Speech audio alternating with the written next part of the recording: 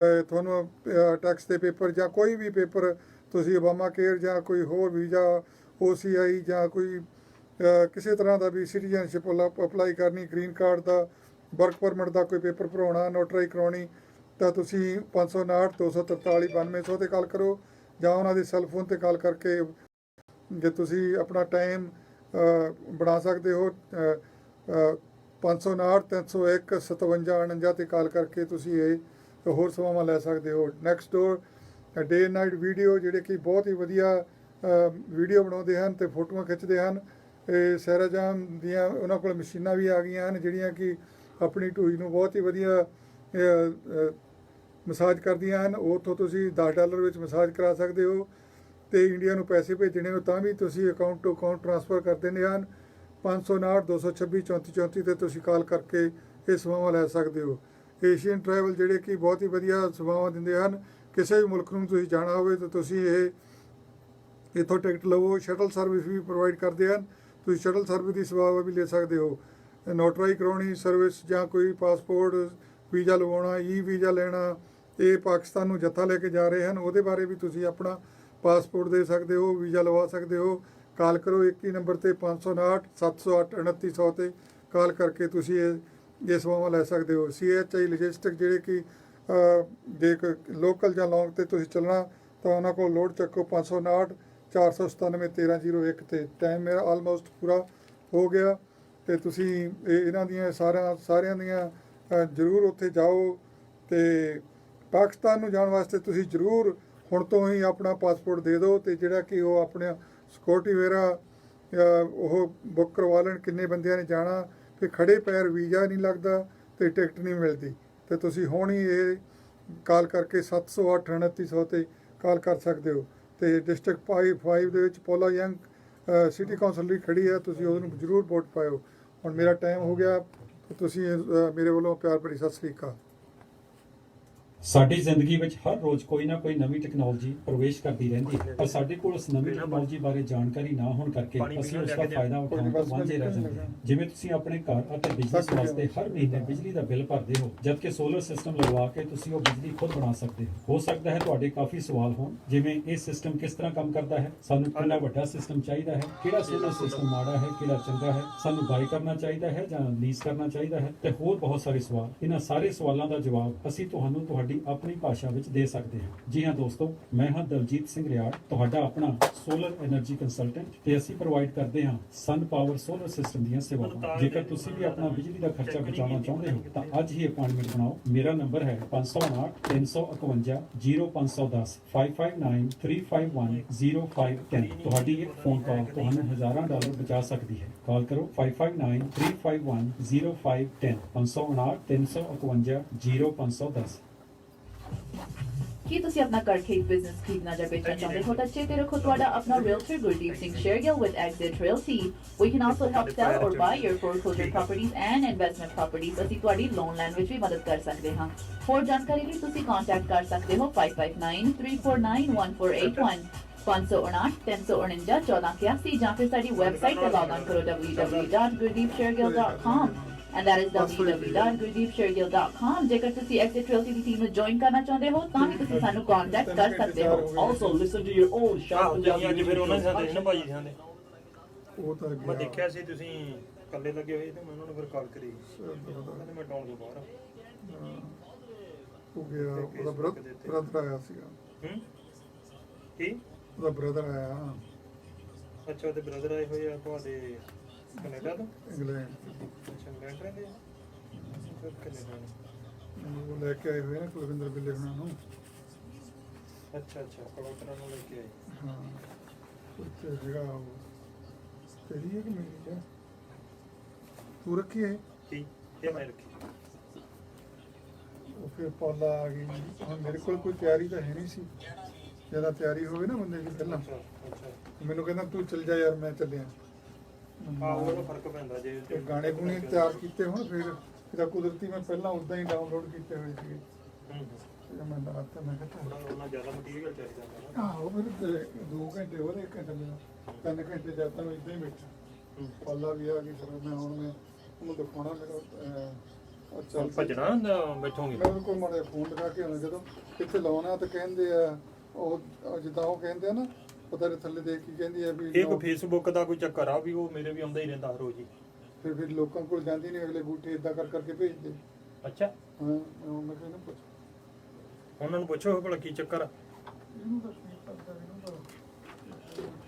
ਇਹਨਾਂ ਨੂੰ ਸ਼ਾਇਦ ਮੈਂ ਪੁੱਛਿਆ ਸੀ ਵੀਰ ਨੂੰ ਤੇ ਉਹ ਤਾਂ ਕਹਿੰਦੇ ਮੈਨੂੰ ਪਤਾ ਨਹੀਂਗਾ।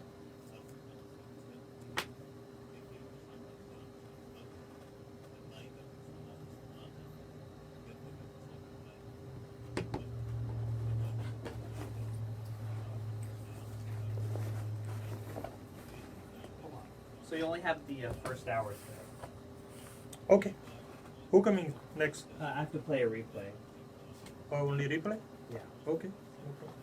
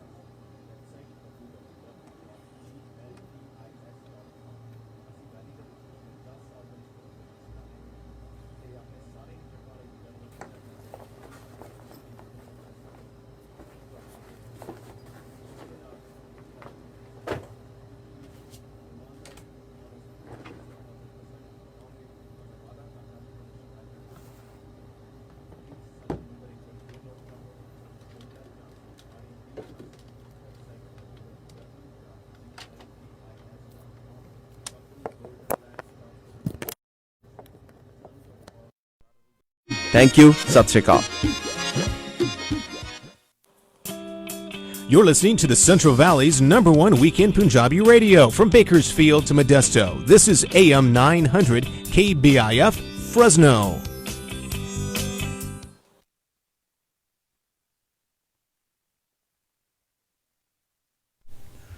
ਵਾਹਿਗੁਰੂ ਜੀ ਕਾ ਖਾਲਸਾ ਵਾਹਿਗੁਰੂ ਜੀ ਕੀ ਫਤਿਹ ਜੀ। ਸੰਗਤਾਂ ਦੇ ਚਰਨਾਂ ਦੇ ਵਿੱਚ ਹਾਜ਼ਰ ਆ ਜੀ ਹਰਜਿੰਦਰ।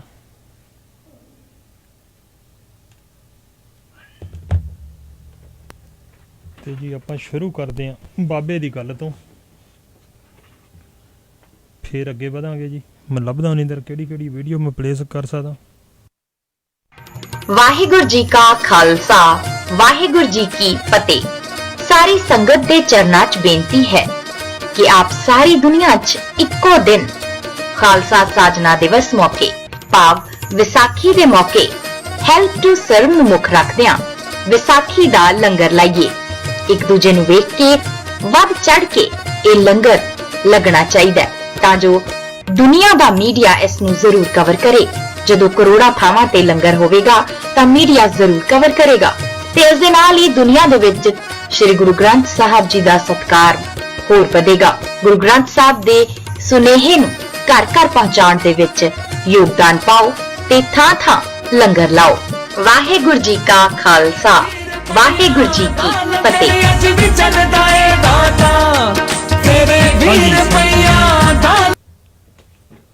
ਕੱਲ ਨੂੰ ਹੈ ਜੀ ਸਾਡਾ ਮਦਰ ਡੇ ਤੇ ਅਸੀਂ ਮਦਰ ਨੂੰ ਦੇਣੀ ਹੈ ਜੀ ਗਿਫਟ। ਤੇ ਜੀ ਇੱਕ ਮਦਰ ਦੇ ਨਾਂ ਦੇ ਉੱਤੇ ਸਾਡੇ ਕਲਾਕਾਰ ਬਹੁਤ ਸੋਹਣੇ ਸੋਹਣੇ ਗਾਣੇ ਬਣਾਉਂਦੇ ਆ ਤੇ ਮੇਰੇ ਵੀਰ ਜਿਹੜੇ ਪਹਿਲਾਂ ਆਏ ਆ ਮੇਰੇ ਤੋਂ ਪਹਿਲਾਂ ਹੋਸਟ ਸਾਰੇ ਜਾਣੇ ਵੰਨ ਸਵੰਨੇ ਗਾਣੇ ਲਾ ਕੇ ਵੀ ਗਏ ਆ। ਪਰ ਜੀ ਮੈਂ ਗਾਣਾ ਨਹੀਂ ਲੈ ਕੇ ਆਇਆ, ਮੈਂ ਇੱਕ ਵੀਡੀਓ ਲੈ ਕੇ ਆਇਆ ਜਿਹੜੀ ਸੁਣਾਊਂਗਾ।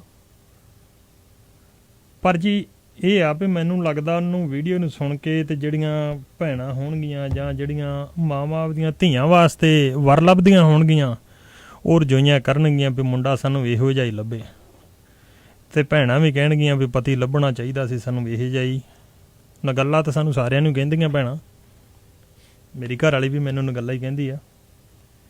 ਤੇ ਹਰੇਕ ਨੂੰ ਇਹੀ ਹੋਣਾ ਵੀ ਜੇ ਘਰ ਵਾਲਾ ਮਿਲਦਾ ਤਾਂ ਇਹੋ ਜਿਹਾ ਮਿਲਦਾ ਜਿਹੋ ਜਿਹਾ ਇਹ ਬੰਦਾ ਸੀ। ਪਰ ਆਪਾਂ ਸਾਰਿਆਂ ਨੇ ਕਹਿਣਾ, ਮੈਂ ਵੀ ਕਹਿਣਾ ਵੀ ਪੁੱਤ ਨਾ ਕਦੀ ਕਿਸੇ ਦੇ ਘਰੇ ਇਹੋ ਜਿਹਾ ਜੰਮੇ।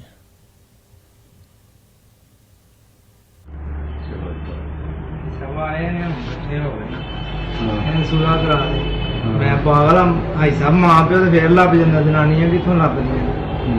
500 ਬਿੰਦ ਦਿੰਦਾ, ਗਾਲਾਂ ਕੱਢਦੇ ਹਾਂ, ਹੁਣ ਸਹੁਰੇ ਨੂੰ 200 ਦਿਨਾਂ ਮੂੰਹ ਮੱਥਾ ਚੁੰਮਦੇ। ਅਸਲ ਮਾਂ ਪਿਓ ਸੱਸ ਸਹੁਰੇ ਹੀ ਹੁੰਦਾ, ਆਪਣਾ ਮਾਂ ਪਿਓ ਕੀ ਅੱਜ ਮਰਦੇ ਭਲ ਕੇ ਦੂਜਾ ਦਿਨ। ਜਨਾਨੀਆਂ ਤੇ ਨਹੀਂ ਨਾ ਲੱਭਦੀਆਂ। ਹੁਣ ਆਂਦੇ ਨੇ ਸੁਲਾ ਕਰ ਲੈ। ਮੈਂ ਕਿਹਾ ਮੇਰਾ ਪਿਓ ਤੇ ਮੇਰੀ ਮਾਂ ਮੇਰੀ ਜਨਾਨੀ ਕੋ ਮਾਫੀ ਮੰਗਣ, ਮੈਂ ਘਰ ਆ ਜਾਂਦਾ, ਮੇਰੀ ਕਾਹਦੀ ਲੜਾਈ? ਛੋਟੇ ਭਰਾ ਨੇ ਐਸਾ ਮਾਰਿਆ, 3 ਦਿਨ ਹੋ ਗਏ ਮੇਰਾ ਅੰਦਰੋਂ ਦਿਲ ਰੋਂਦਾ, ਮੈਂ ਦਿਲ ਨਹੀਂ ਕਰਦਾ ਮੈਂ ਰੋਟੀ ਖਾਂ। ਛੋਟੇ ਭਰਾ ਦਾ ਕੀ ਹੱਕ ਬਣਦਾ ਉਹਨੂੰ ਮਾਰਨ ਦਾ?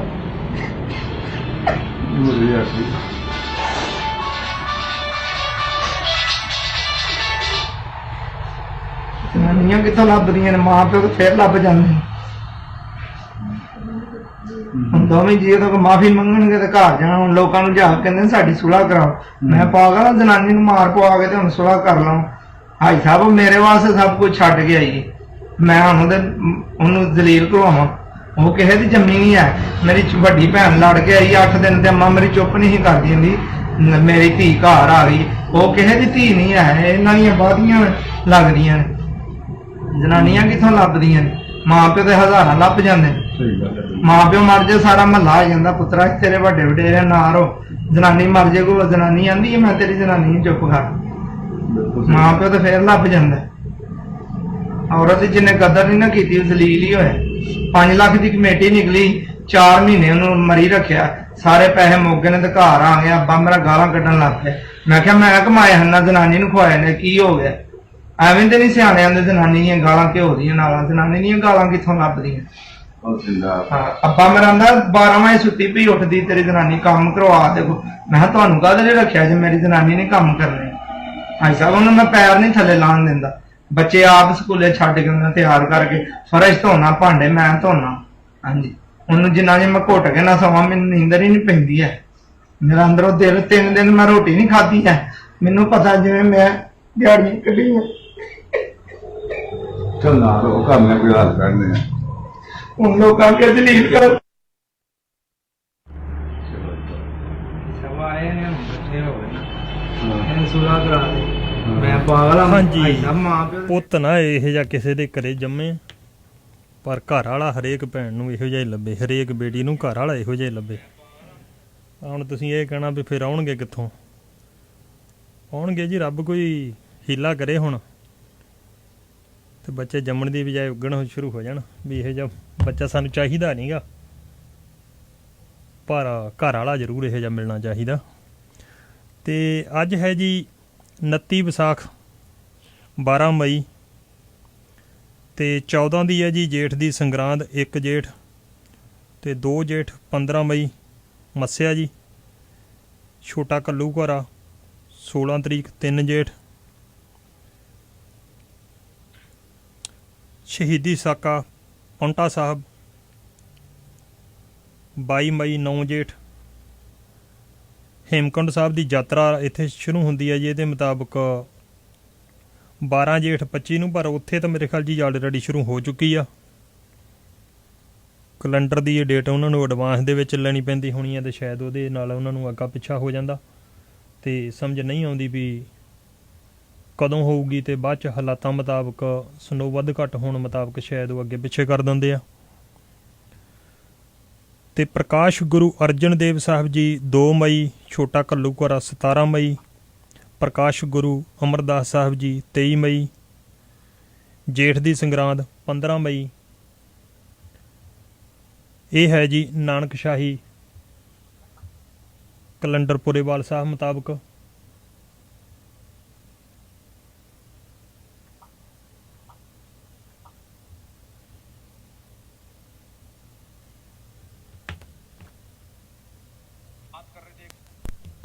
वैज्ञानिक बोला जी हमने एक आदमी की किडनी बदली, 6 घंटे बाद वो काम धंधा ढूंढ रहा था। वो जर्मनी वाला बोला जी हमने तो एक आदमी का हार्ट बदला, 2 घंटे बाद वो काम धंधा ढूंढ रहा था। वो भारतीय बोला जी हमने तो एक आदमी बदला था बस। पूरा देश काम धंधा ढूंढ रहा है।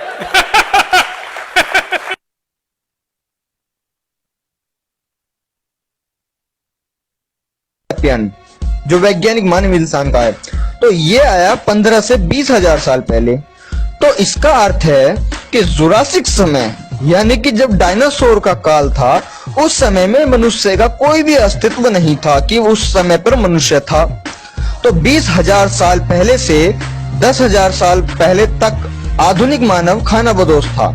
ना कोई भाषा थी, ना कोई लिपि थी और ना ही कुछ था। और धर्म और भगवान की तो बहुत दूर की बात है। जब ना कोई भाषा, ना कोई लिपि, ना कुछ, तो धर्म और भगवान तो दूर की बात है। उसके बाद 8,000 वर्ष पूर्व मनुष्य ने खेती व पशुपालन करना शुरू किया। धीरे धीरे उनका दिमाग विकसित हुआ। उसके बाद उन्होंने खेती और पशुपालन शुरू किया। यहीं से सभ्यता की प्रारंभिक शुरुआत हुई, जिसे विकसित होने में 5,000 साल लगे। जैसे मोहनजोदड़ो, हड़प्पा आदि इस तरह की कई साम्राज्य आए और यहीं से फर्जी भगवान पैदा हुए। इसमें पूर्व कोई भगवान नहीं था, सिर्फ प्रकृति थी। अब सवाल यह उठता है कि जो सनातन धर्म को मानते हैं, जिन्होंने स्थापना की है, वो बताते हैं कि सनातनी धर्म ग्रंथों के अनुसार मनुष्य 1 अरब 96 करोड़ 96 करोड़ वर्ष पहले से है। उसी काल के वेद भी है। तो डायनासोर के समय जब मनुष्य ही नहीं था, तो वो वेद और सनातन धर्म किसने खड़ा किया और वो वेद किसने लिखे? दूसरी बात, ब्रह्मा, विष्णु, महेश समेत हमारे तमाम देवी देवता जो करोड़ों साल पहले सुंदर आभूषण और कपड़े पहनते थे, तो क्या करोड़ों वर्ष पहले कपड़े का आविष्कार हुआ? आखिर वो कौन सी टेक्सटाइल फैक्ट्री थी जो देवी देवताओं को रेशमी वस्त्र सप्लाई करती थी?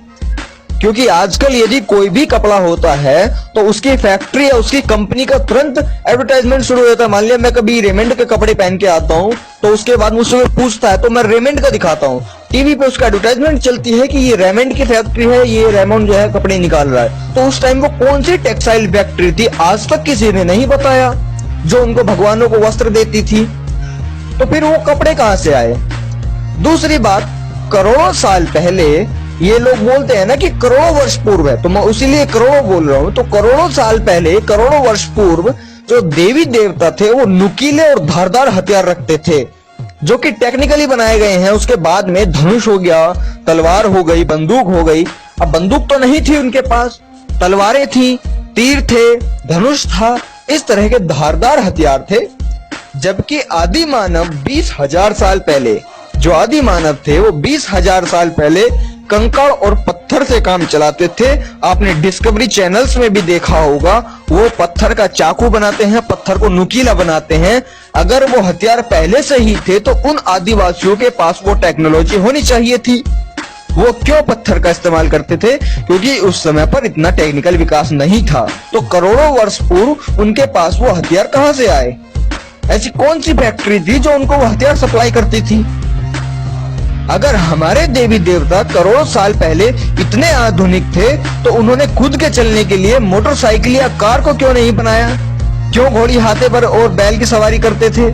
अब आप कहोगे कि वो तो उड़ते थे, और जब वो उड़ते ही थे, सबके पास ये शक्तियां थी, तो वो हाथी, घोड़े और रथ का इस्तेमाल क्यों करते थे?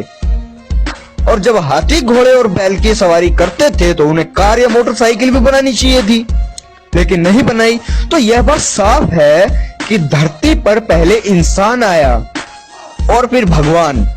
लेकिन महत्वपूर्ण बात यह है कि भगवान ने इंसान को नहीं बनाया, इंसान ने भगवान को बनाया है। अब दूसरी बात स्पष्ट है कि धर्म खड़ा करने के लिए, धर्म को खड़ा करने के लिए झूठ बोला गया है कि ये धर्म करोड़ों वर्ष से है। ये सारे भगवान, देवी देवता 10,000 साल के अंदर ही पैदा हुए हैं। और एक बात मैं आपको यही बता देना चाहता हूँ, जो हम जैसे लोगों के लिए सवाल किए जाते हैं, कमेंट्स अप्लाई किए जाते हैं कि ये हिंदू धर्म का मजाक मत उड़ाओ, हिंदू धर्म का क्यों मजाक उड़ाते हो, क्यों बंटवारा करने में लगे हो। अरे भाई, एक बात बताइए, यदि मैं भगवानों पर सवाल खड़े करता हूँ या उनके बारे में पूछता हूं तो उसमें बदनामी कहाँ है, उसकी बेइज्जती कहाँ है, उसका मजाक कहाँ उड़ रहा है।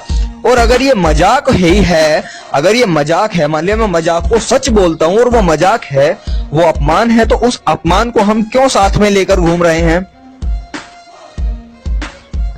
तो स्पष्ट बात ये है कि भाई भगवानों का अपने मन से भ्रम निकाल दो।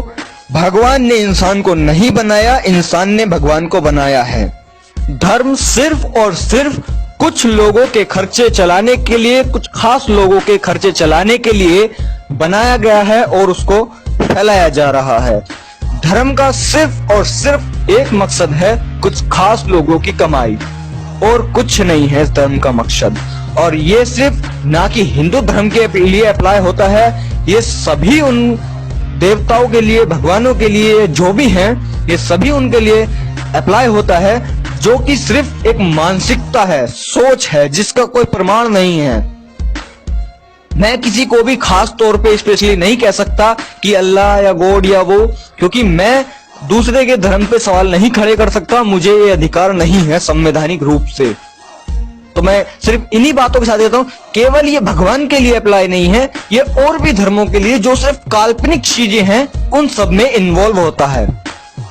बस अगर आपको समझ में आया हो और आपका जो मनुष्य दिमाग है उसने काम किया हो, वो समझ गया हो, तो शेयर जरूर कर दीजिएगा ताकि लोगों को पता चल जाए। ਜੇਕਰ ਜੀ ਗੱਲਾਂ ਸਿਰਫ ਵਿਸ਼ਵਾਸ ਰੱਖ ਕੇ ਕਰਨੀਆਂ ਜੀ, ਫਿਰ ਜ਼ਰੂਰ ਭਗਵਾਨ ਜਿੱਦਾਂ ਵੀ ਅਸੀਂ ਜੀ ਕਰਦਾ ਜੀ ਉੱਥੇ ਸੋਚ ਸਕਦੇ ਹਾਂ, ਉੱਦਾਂ ਹੀ ਸੋਚ ਸਕਦੇ ਹਾਂ। ਪਰ ਜੇਕਰ ਆਪਾਂ ਕਿਸੇ ਤੱਥ ਦੇ ਉੱਤੇ ਗੱਲਬਾਤ ਕਰਨੀ ਆ ਤਾਂ ਫਿਰ ਸਾਨੂੰ ਉਹਦੀ ਸੱਚਾਈ ਦੇ ਉੱਤੇ ਘੋਖ ਪੜਤਾਲ ਕਰਨੀ ਪੈਂਦੀ ਆ। ਸਾਨੂੰ ਵੇਖਣਾ ਪੈਂਦਾ ਵੀ ਕਿਹੜੀ ਚੀਜ਼ ਖਰੀ ਉਤਰਦੀ ਆ ਵਿਗਿਆਨ ਦੇ ਮੁਤਾਬਕ, ਜਿਹੜੀ ਸਾਡੇ ਦਿਮਾਗ ਦੇ ਵਿੱਚ ਆਉਂਦੀ ਆ ਵੀ ਹਾਂ ਆਹ ਸੱਚੀ ਆ, ਤੇ ਅਸੀਂ ਉਹਨੂੰ ਹੀ ਮੰਨਣਾ ਚਾਹੀਦਾ ਜਿਹੜੀ ਵਿਗਿਆਨ ਦੇ ਉੱਤੇ ਪ੍ਰੂਵ ਕਰਦੀ ਆ। ਤੇ ਮੇਰੀ ਸੋਚ ਮੁਤਾਬਕ ਜੀ ਤਕਰੀਬਨ ਜਦੋਂ ਧਰਮ ਚੱਲੇ ਆ, ਜਦੋਂ ਧਰਮ ਦੇ ਪੈਗੰਬਰਾਂ ਨੇ ਸਟਾਰਟ ਕਰੇ ਆ, ਉਦੋਂ ਉਹ ਵਿਗਿਆਨ ਦੇ ਉੱਤੇ ਜ਼ਰੂਰ ਪੂਰੇ ਉਤਰਦੇ ਹੋਣਗੇ ਜਿੰਨੀ ਉਸ ਟਾਈਮ ਤੇ ਵਿਗਿਆਨ ਨੇ ਤਰੱਕੀ ਕਰੀ ਸੀ ਉਹਦੀ ਨੌਲੇਜ ਮੁਤਾਬਕ। ਤੇ ਜਿਹੜੇ ਸਾਡੇ ਗੁਰੂ ਸਾਹਿਬ ਜੀ ਨੇ ਜਿਹੜੀ ਗੱਲਬਾਤ ਦੱਸੀ ਹੈ ਜੀ, ਮੇਰੀ ਸੋਚ ਮੁਤਾਬਕ ਕੁਦਰਤ ਜਿਹਨੂੰ ਕਹਿੰਦਾ ਨਾਸਤਿਕ ਵੀਰ, ਕੁਦਰਤ ਕਹਿੰਦਾ ਜਿਹਨੂੰ, ਜਾਂ ਵਿਗਿਆਨ ਕਹਿੰਦਾ ਜਿਹਨੂੰ ਵਿਗਿਆਨੀ, ਸਾਡੇ ਗੁਰੂ ਸਾਹਿਬ ਜੀ ਨੇ ਉਸੇ ਨੂੰ ਹੀ ਵਾਹਿਗੁਰੂ ਕਿਹਾ। ਕਿਉਂਕਿ ਉਹਨਾਂ ਨੇ ਕਿਹਾ ਜੀ ਕਿ ਵਾਹਿਗੁਰੂ ਕਣ ਕਣ ਦੇ ਵਿੱਚ ਆ, ਤੇ ਕਣ ਕਣ ਦੇ ਵਿੱਚ ਕੁਦਰਤ ਆ। ਜਿਹੜਾ ਅਸੀਂ ਇੱਕ ਛੋਟਾ ਜਿਹਾ ਬੀਜ ਲਾਉਂਦੇ ਹਾਂ ਤੇ ਉਹ ਪੌਦਾ ਬਣ ਜਾਂਦਾ, ਉਹ ਅੱਗੇ ਫਲ ਫਰੂਟ ਬਣਦੇ ਆ, ਜਾਂ ਅੱਗੇ ਹੋਰ ਜਿਨਸ ਬਣਦੀ ਆ, ਅਸੀਂ ਉਹਨੂੰ ਖਾਂਦੇ ਹਾਂ ਤੇ ਅਸੀਂ ਅੱਗੇ ਉਹਦੇ ਥਰੂ ਚੱਲਦੇ ਹਾਂ, ਤਰੱਕੀ ਕਰਦੇ ਹਾਂ। ਕਿਉਂਕਿ ਜਿੰਨਾ ਚਿਰ ਉਹ ਚੀਜ਼ ਨਾ ਹੋਵੇ ਉਹਨਾਂ ਚਿਰ ਅਸੀਂ ਕਿਵੇਂ ਵਧੀਆ ਫੁੱਲੀਏ। ਤੇ ਅਸੀਂ ਖੁਦ ਵੀ ਕਿਹੜੇ ਤਰੀਕੇ ਨਾਲ ਅਸੀਂ ਪੈਦਾ ਹੁੰਦੇ ਹਾਂ, ਕਿਹੜੇ ਤਰੀਕੇ ਨਾਲ ਵੱਧਦੇ ਹਾਂ, ਹੋਰ ਪਸ਼ੂ ਪੰਛੀ ਕਿੱਦਾਂ ਵੱਧਦੇ ਆ, ਉਹ ਇੱਕ ਵਿਗਿਆਨ ਦਾ, ਇੱਕ ਕੁਦਰਤ ਦਾ ਇੱਕ ਨਿਯਮ ਬਣਾਇਆ ਹੋਇਆ ਜਿਹਦੇ ਤੇ ਇਹ ਸਾਰਾ ਕੁਛ ਚੱਲ ਰਿਹਾ, ਸ੍ਰਿਸ਼ਟੀ ਚੱਲ ਰਹੀ ਆ। ਤੇ ਗੁਰੂ ਸਾਹਿਬ ਜੀ ਨੇ ਉਸੇ ਨੂੰ ਹੀ ਵਾਹਿਗੁਰੂ ਕਿਹਾ, ਕਿਉਂਕਿ ਉਹਦੇ ਅੰਦਰ ਅਸੀਂ ਚੱਲ ਰਹੇ ਹਾਂ। ਉਹਨਾਂ ਨੇ ਤਾਂ ਕਦੇ ਨਹੀਂ ਕਿਹਾ, ਗੁਰੂ ਸਾਹਿਬ ਜੀ ਨੇ ਕਿਤੇ ਨਹੀਂ ਸਮਝਾਇਆ ਵੀ ਸਵਰਗ ਫਲਾਨੀ ਥਾਂ ਤੇ ਆ ਤੇ ਉਹਦੇ ਵਿੱਚ ਧਰਮਰਾਜ ਬੈਠਾ ਜਾਂ ਉਹਦੇ ਵਿੱਚ ਵਾਹਿਗੁਰੂ ਬੈਠਾ। ਉਹਨਾਂ ਨੇ ਦੱਸਿਆ ਕਣ ਕਣ ਦੇ ਵਿੱਚ ਆ। ਉਹਨਾਂ ਨੇ ਨਹੀਂ ਕਿਤੇ ਵੀ ਕਿਹਾ ਕਿ ਹੋਰ ਕੋਈ ਧਰਤੀ ਆ ਤੇ ਉਸ ਧਰਤੀ ਦੇ ਉੱਤੇ ਸਵਰਗ ਆ, ਤੇ ਹੋਰ ਕੋਈ ਧਰਤੀ ਆ ਥੱਲੇ ਪਤਾਲ ਦੇ ਵਿੱਚ ਤੇ ਉਹਦੇ ਵਿੱਚ ਨਰਕ ਆ। ਉਹਨਾਂ ਨੇ ਇਹ ਗੱਲਾਂ ਨਹੀਂ ਕਹੀਆਂ। ਹਾਂ ਜੀ, ਵਿੱਚ ਖਾਣ ਵਾਲਾ ਟੋਲਾ ਜ਼ਰੂਰ ਇਹ ਸਾਰਾ ਕੁਛ ਮਿਕਸ ਕਰੀ ਜਾਂਦਾ। ਤੇ ਜੀ ਸਾਡੇ ਵਾਸਤੇ ਖੁਸ਼ਖਬਰੀ ਆ, ਜਿਹੜੇ ਫ੍ਰਿਜਨ ਦੇ ਵਿੱਚ ਰਹਿਣ ਵਾਲੇ ਅਸੀਂ ਵੀਰ ਭੈਣਾਂ, ਫ੍ਰਿਜਨ ਦੇ ਇਲਾਕੇ ਦੇ ਵਿੱਚ, ਤੇ ਜਿਹੜੇ ਵੀਰ ਭਰਾ ਟਰੱਕ ਚਲਾਉਂਦੇ ਲੌਂਗ ਤੇ, ਉਹਨਾਂ ਵਾਸਤੇ ਆਪਣੇ ਜੀ ਇੱਥੇ ਪੰਜਾਬੀ ਢਾਬਾ ਖੁੱਲ੍ਹਿਆ, Indian Express sweet and spicy, Fowler town ਦੇ ਵਿੱਚ ਹੈ ਜੀ। 8th ਐਂਡ ਗੋਲਡਨ ਸਟਰੀਟ ਦੇ ਕਾਰਨਰ ਦੇ ਉੱਤੇ ਆ।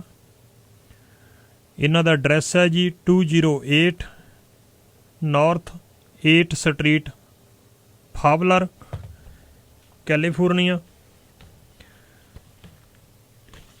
ਤੇ ਜੀ ਮੇਰੇ ਫਰੈਂਡ ਨੇ, ਉਹਨਾਂ ਨੇ ਕੋਲੰਬਸ ਓਹਾਇਓ ਦੇ ਵਿੱਚ ਵਰਕਸ਼ਾਪ ਖੋਲ੍ਹੀ ਆ,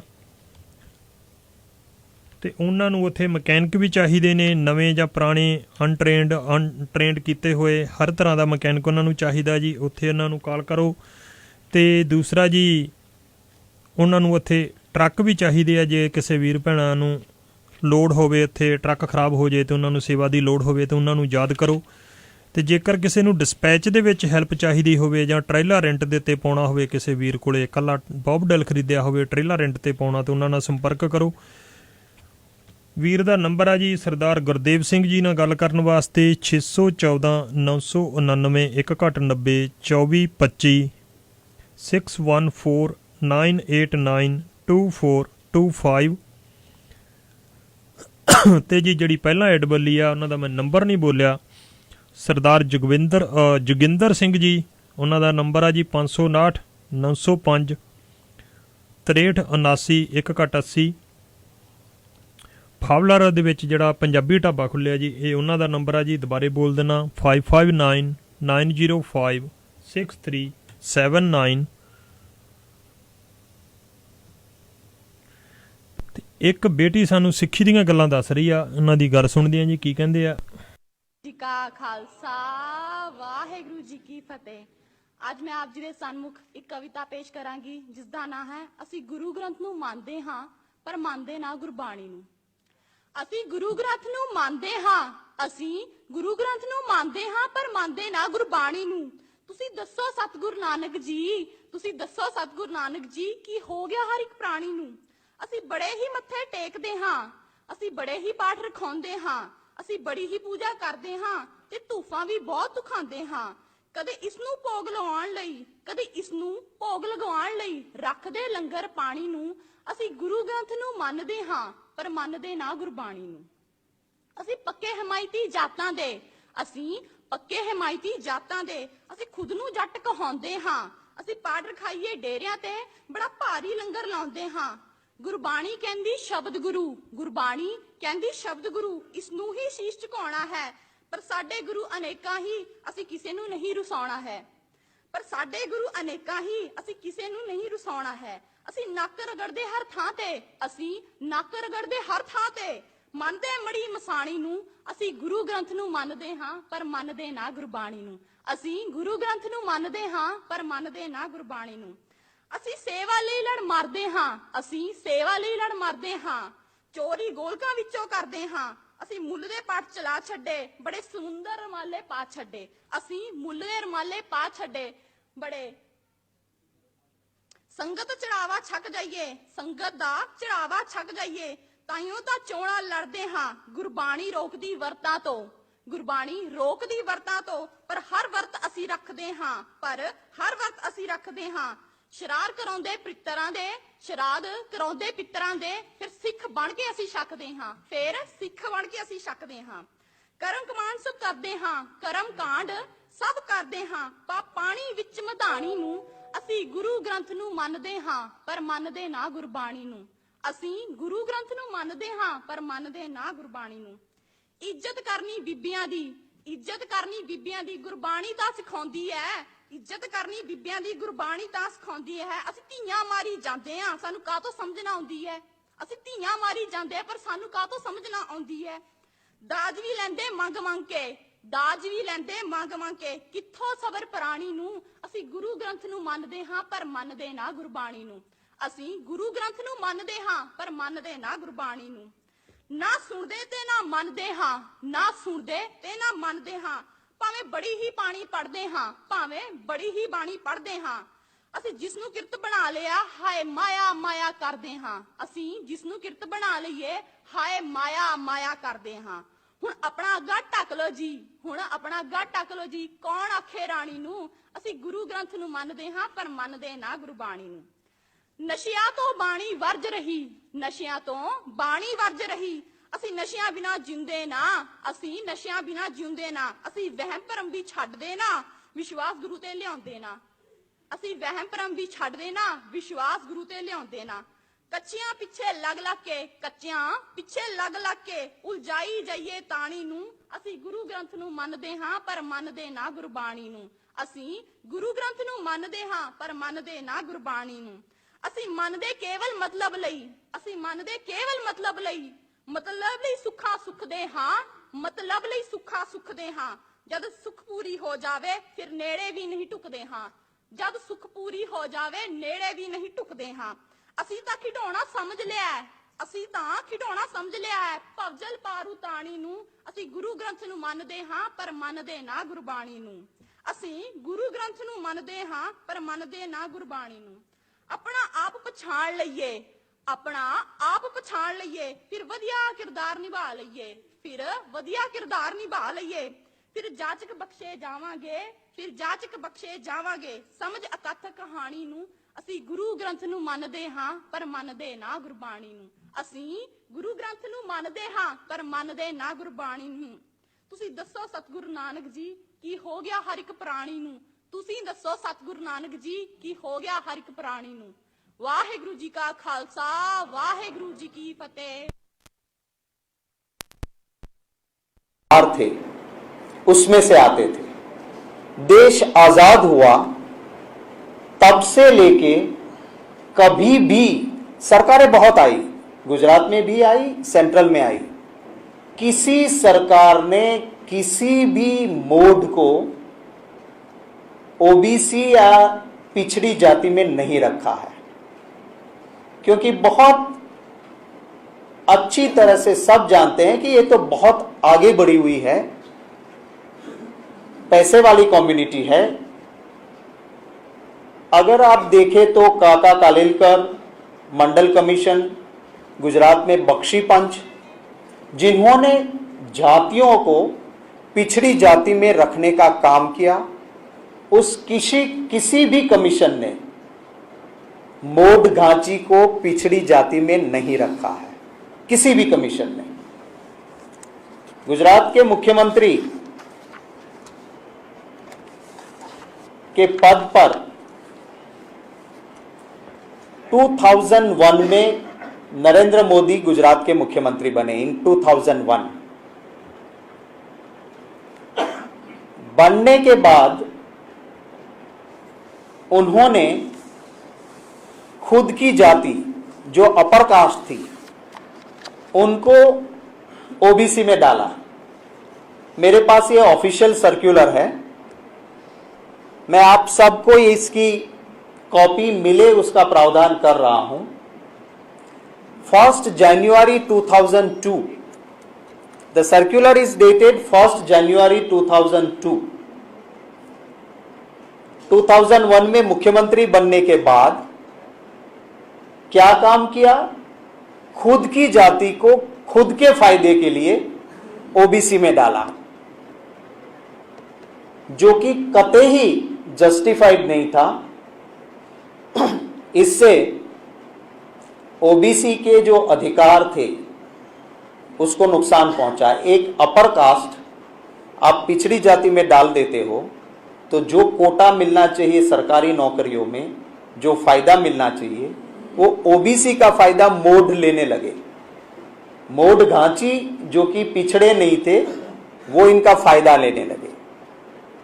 अब नरेंद्र मोदी पब्लिक मीटिंग्स में कहते हैं, भाइयों बहनों, नीची जाति में पैदा होना क्या कोई गुनाह है? मैं उनको कहना चाहता हूं कि इस देश का संविधान जात धर्म का कोई भेदभाव कतई परमिट नहीं करता है। इस देश की संस्कृति, ये देशवासी किस जाति में पैदा हुआ है इससे भेदभाव नहीं करता है। मोदी किस जाति में पैदा होना वो गुनाह नहीं है।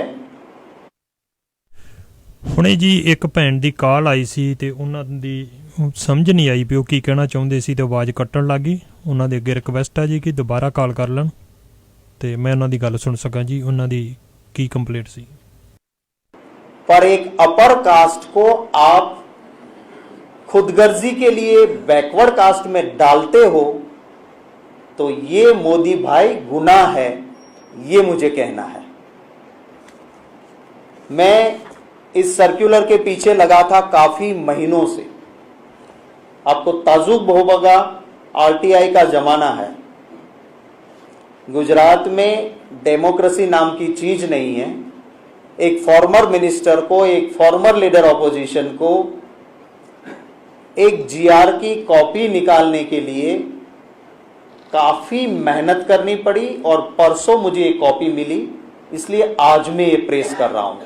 मैं जानता था ये, पर बिना सबूत के अगर प्रेस कॉन्फ्रेंस करता तो मीडिया के दिमाग में भी काफी क्वेश्चंस रहते और आवाम के दिमाग में भी क्वेश्चंस रहते। इसलिए मैंने ये सर्कुलर जब मेरे हाथ में आया, ये सर्कुलर है 1 जनवरी 2002 का, जिसमें मोड घांची को ओबीसी लिस्ट में डालने का पाप गुजरात के मुख्यमंत्री ने किया है। ये मैं आपको खत्म होने के बाद सवाल का जवाब दूंगा। हाँ, मेरा था। खुद नीची राजनीति करते हैं, लो लेवल पॉलिटिक्स करते हैं, पाप करते हैं, और उनके ऐसी राजनीति के खिलाफ अगर कोई अंगुली उठाता है तो मोदी खुद सुधरते नहीं हैं, पर वो पूरी जाति को जोड़ देते हैं कि ये पिछड़ी जाति का अपमान हो गया। तुम्हारे पाप करने से अगर कोई आवाज उठाए तो पूरी जाति का अपमान कैसे हो गया? ये पूरी जाति को जोड़ के एक अपर कास्ट वाला, जिसने अपने पावर का मिसयूज करके पिछड़ी जाति में अपनी जाति को डाला है, ऐसा आदमी पिछड़ी जाति का अपमान हो गया जब नीची जाति कहा तो, नीची राजनीति कहा तो इसके लिए पिछड़ी जाति की माफी गुजरात के मुख्यमंत्री को मांगनी चाहिए। ये हम मांग करते हैं। जैसे गुजरात में फेक एनकाउंटर हुए, उसी तरह से नरेंद्र मोदी फेक ओबीसी है। और मैं चैलेंज करता हूं कि गुजरात के मुख्यमंत्री आके दिखा दे कि मोड घांची जो कि उनकी कास्ट है वो कब पिछड़ी जाति थी। वो कतई पिछड़ी जाति नहीं थी, सिर्फ खुदगर्जी के लिए उन्होंने ये किया है। वो चाय बेचते थे। ਸਾਡੇ ਜੀ ਫ੍ਰਿਜਨ ਏਰੀਏ ਦੇ ਵਿੱਚ ਵੋਟਾਂ ਪੈਣੀਆਂ ਨੇ ਜੀ, ਵੋਟਾਂ ਦੇ ਵਿੱਚ ਪੋਲਾ ਜੰਗ ਖੜੇ ਆ ਤੇ ਉਹ ਸਾਨੂੰ ਵਾਰ-ਵਾਰ ਘਰ ਘਰ ਜਾ ਕੇ ਵੀ, ਸਪੈਸ਼ਲੀ ਜੇ ਬਾਕੀ ਘਰਾਂ ਦੇ ਵਿੱਚ ਇਸ਼ਤਿਹਾਰ ਇਲਾਕਿਆਂ ਦੇ, ਮੈਂ ਇਹਨਾਂ ਦੇ ਨਾਲ ਵੀ ਗਿਆ ਕਈ ਵਾਰੀ, ਤੇ ਸਪੈਸ਼ਲੀ ਪੰਜਾਬੀਆਂ ਦੇ ਘਰਾਂ ਦੇ ਵਿੱਚ ਉਹ ਅੱਡ ਇਨਵਾਈਟ ਕਰਕੇ ਆਉਂਦੇ ਆ। ਉਹ ਕਹਿੰਦੇ ਆ ਕਿ ਤੁਸੀਂ ਮੈਨੂੰ ਵੋਟ ਪਾਓ ਤੇ ਮੈਂ ਤੁਹਾਡੇ ਨਾਲ, ਜਦੋਂ ਵੀ ਕੋਈ ਪ੍ਰੋਬਲਮ ਹੋਊਗੀ ਤੇ ਮੈਨੂੰ ਤੁਸੀਂ ਆਵਾਜ਼ ਮਾਰ ਸਕਦੇ ਆ। ਤਾਂ ਰਿਕਵੈਸਟ ਹੈ ਜੀ, ਇੱਕ ਵਾਰੀ ਉਹਨਾਂ ਨੂੰ ਅਜਮਾ ਕੇ ਵੇਖਣਾ ਚਾਹੀਦਾ, ਕਿਉਂਕਿ ਬਾਕੀ ਤਾਂ ਹੋਰ ਕਦੇ ਕਿਸੇ ਨੇ ਆਪਾਂ ਨੂੰ ਹਾਲੇ ਕਿਹਾ ਹੀ ਨਹੀਂਗਾ, ਛੋਟੇ ਲੈਵਲ ਵਾਲਿਆਂ ਨੇ ਕਿ ਮੈਨੂੰ ਵੋਟ ਪਾਓ। ਇਹ ਕਮ ਸੇ ਕਮ ਕਹਿ ਰਹੇ ਨੇ। ਤੇ 5 ਜੂਨ ਨੂੰ ਵੋਟ ਆ ਜੀ, ਤੇ ਇੱਕ ਵਾਰੀ ਉਹਨਾਂ ਨੂੰ ਮੌਕਾ ਦੇਣਾ ਚਾਹੀਦਾ ਜੀ। ਉਹ ਨਵੇਂ ਆ ਜੀ, ਮੌਂਗ ਫੈਮਿਲੀ ਤੋਂ ਨੇ, ਤੇ ਉਹਦੀ ਮੈਰਿਜ ਹੋਈ ਆ ਜੀ ਮੈਕਸੀਕਨ ਫੈਮਿਲੀ 'ਚ, ਤੇ ਦੋਨੋਂ ਕਮਿਊਨਿਟੀਆਂ ਆਲਰੇਡੀ ਉਹਨਾਂ ਦੇ ਨਾਲ ਨੇ, ਤੇ ਤੀਜੀ ਕਮਿਊਨਿਟੀ ਆਪਣੀ ਜਿੱਥੇ ਸਿੱਖਾਂ ਦੀ ਨਾਲ ਉਹਨਾਂ ਦੇ ਜੁੜ ਜਾਂਦੀ ਆ, ਤਾਂ ਉਹ ਜਿੱਤਣਗੇ ਜ਼ਰੂਰ। ਤੇ 5 ਜੂਨ ਨੂੰ ਹੋ ਰਹੀਆਂ ਜੀ ਉਹਨਾਂ ਦੀ ਜਿਹੜੀ ਆਪਣੀ ਪ੍ਰਾਇਮਰੀ ਇਲੈਕਸ਼ਨ ਹੁੰਦੀ ਆ, ਤੇ ਉਹਦੇ ਵਿੱਚ ਉਹਨਾਂ ਨੂੰ ਵੋਟ ਪਾਓ ਤੇ ਉਹਨਾਂ ਨੂੰ ਮੌਕਾ ਦਿਓ ਜੀ। ਤੇ ਆਪਣੇ ਇੱਥੇ ਜੀ ਫਾਵਲਰ ਟਾਊਨ ਦੇ ਵਿੱਚ ਪੰਜਾਬੀ ਢਾਬਾ ਇੰਡੀਅਨ ਐਕਸਪ੍ਰੈਸ ਖੁੱਲਿਆ ਜੀ, 8 ਐਂਡ ਗੋਲਡਨ ਦੇ ਕਾਰਨਰ ਦੇ ਉੱਤੇ, 208 ਨਾਰਥ 8 ਸਟਰੀਟ, ਫਾਵਲਰ ਕੈਲੀਫੋਰਨੀਆ।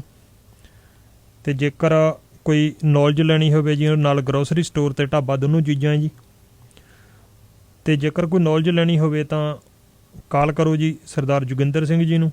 ਨੰਬਰ ਆ ਜੀ 5599056379, 559 905 6379 180।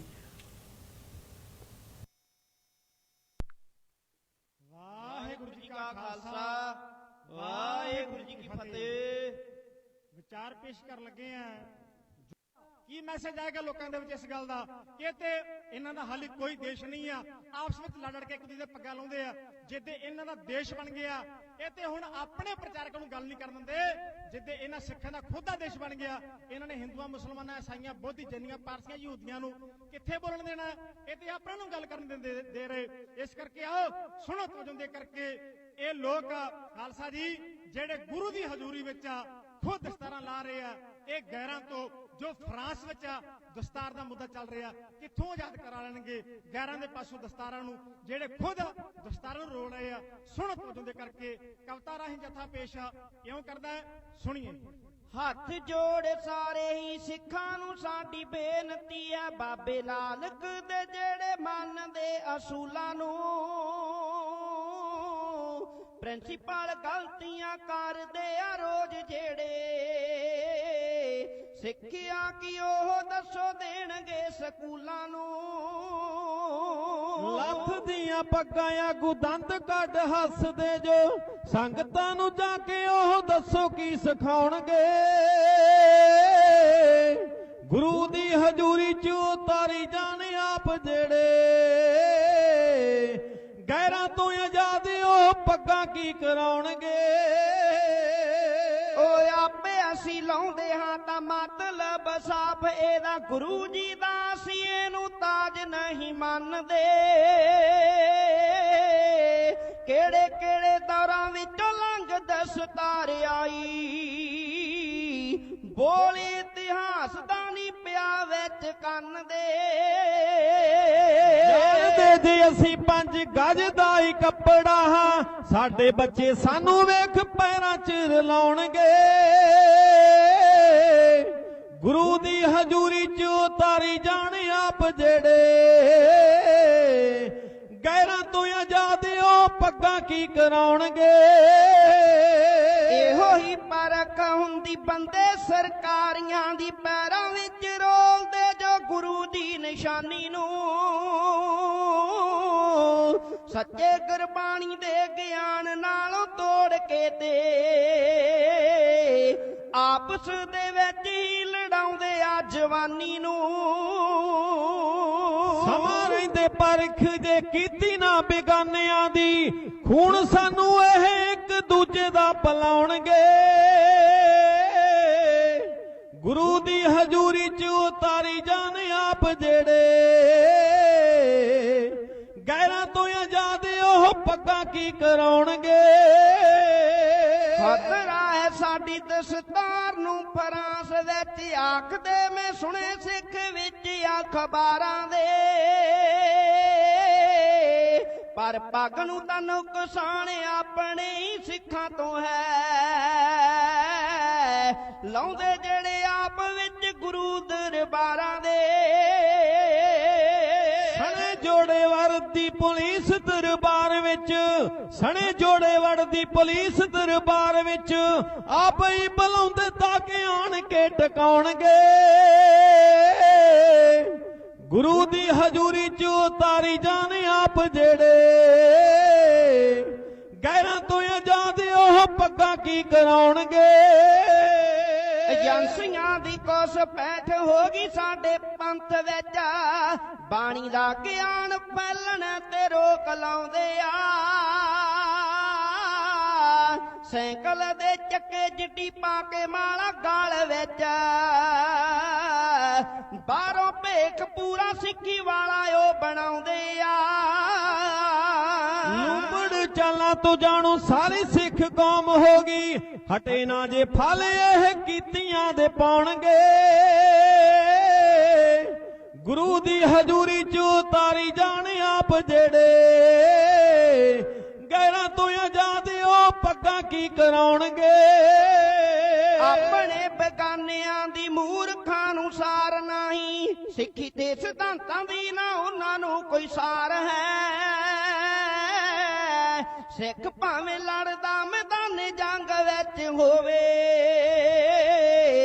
ਵੈਰੀ ਦੀ ਵੀ ਨਹੀਂ ਕਦੇ ਲਾਉਂਦਾ ਦਸਤਾਰ ਹੈ। ਦੂਜੇ ਪਾਸੇ ਆਪਣੀਆਂ ਆਪੇ ਲਾਈ ਜਾਂਦੇ ਵੇਖੇ, ਸਿੱਖ ਹੈ ਤਾਂ ਕੌਣ ਇਹ ਸਾਨੂੰ ਸਮਝਾਉਣਗੇ।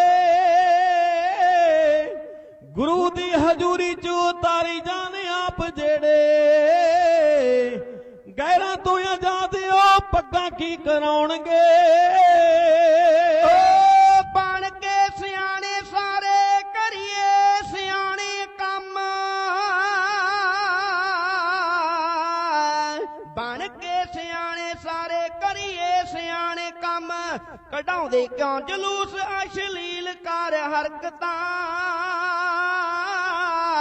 ਛੱਡ ਡੇਰਾ ਵਾਦੀਆਂ ਨੂੰ ਮੱਲੀਏ ਗੁਰੂ ਦਾ ਦਰ ਜਿੱਤੋਂ ਮੂੰਹ ਮੰਗੀਆਂ ਹੀ ਮਿਲਦੀਆਂ ਨੇ ਬਰਕਤਾਂ ਮੁਸਾਫਰਾ ਵਕਾਊ ਬੰਦੇ ਛੇੜ ਕੇ ਵਿਵਾਦ ਵੱਡੇ ਆਪ ਹੋ ਕੇ ਪਿੱਛੇ ਪੁੱਤ ਮਾਵਾਂ ਦੇ ਮਰਾਉਣਗੇ ਗੁਰੂ ਦੀ ਹਜ਼ੂਰੀ 'ਚ ਉਤਾਰੀ ਜਾਣ ਆਪ ਜਿਹੜੇ ਗੈਰਾਂ ਤੋਂ ਆਜ਼ਾਦ ਉਹ ਪੱਗਾਂ ਕੀ ਕਰਾਉਣਗੇ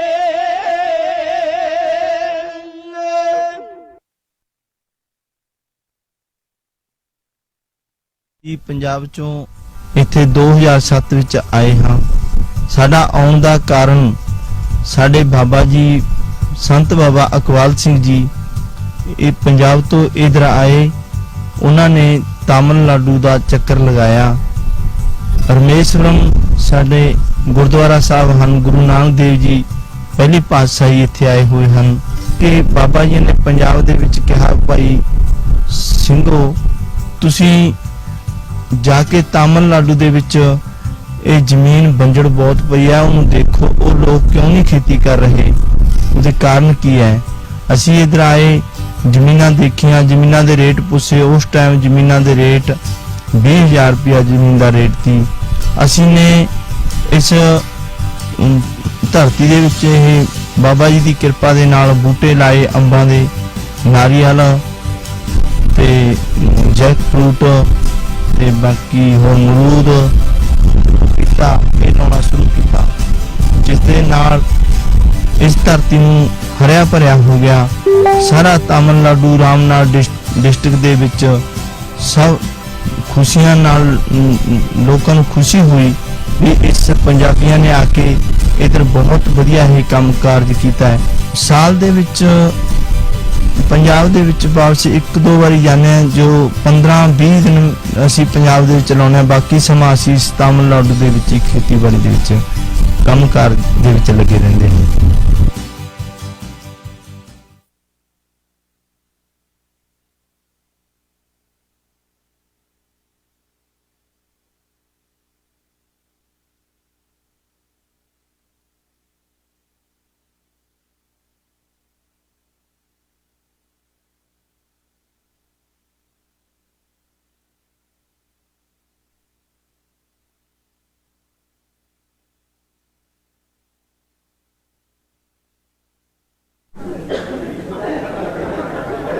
कभी देखा है करोला पे? ये सब कहां देखोगे आप? ट्रक पे, बस पे, ऑटो पे, टेम्पू पे। आप में से किसी आदमी ने मर्सिडीज कार के बम्पर पे ये लिखा देखा है, बुरी नजर वाले तेरा मुंह काला? कभी देखा है करोला पे? ये सब कहां देखोगे आप? ट्रक पे, बस पे, ऑटो पे, टेम्पू पे, रिक्शे पे। नहीं? अब ईमानदारी से बताओ, आप में से कितने लोगों का रिक्शे का देख के मन करता है कि काश रिक्शा मेरा होता है? हमको नजर ही लगानी है, मर्सिडीज को ना लगाएं और तेरा रिक्शा रहेगा नजर लगाने को और जूती टांग के घूमा रिक्शे पे। हमें देख कौन रहा है रिक्शे को? अब ये रिक्शे वाला क्या है, सोचता ही इस फ्रीक्वेंसी का है, अभी तताज और इसी का पंचर मिलेगा आपको, इसी का रिम टेढ़ा मिलेगा, इसी का चलान पुलिस वाला करेगा, डंडे भी इसी को पड़ने, जूती भी इसी लटका रखी है। आप देखो हमारे यहाँ तो अजीब अजीब रिवाज हैं। छोटे बच्चों को काले टीके लगाए जाते हैं जी, देखा आपने? छोटे बच्चों को नजर से बचाने के लिए।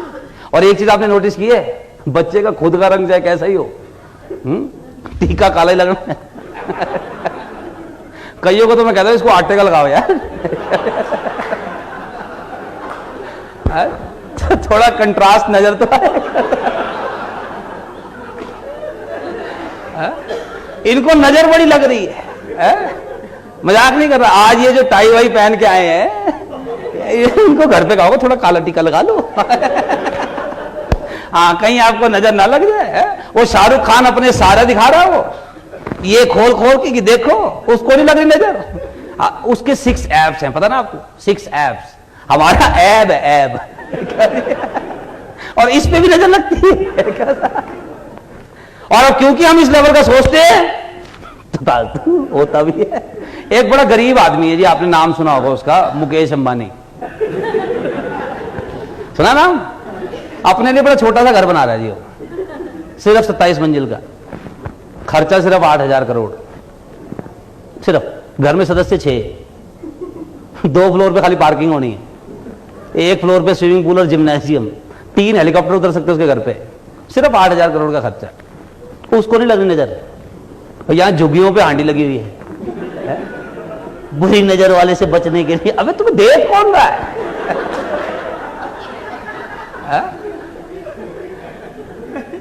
नहीं, वो बड़ा सोचते नहीं। हमें बचपन से सिखाया गया कि हमारी स्लेट पे थोड़ा है, थोड़े की जरूरत है, और तेरे पर पहले ही थोड़ा है।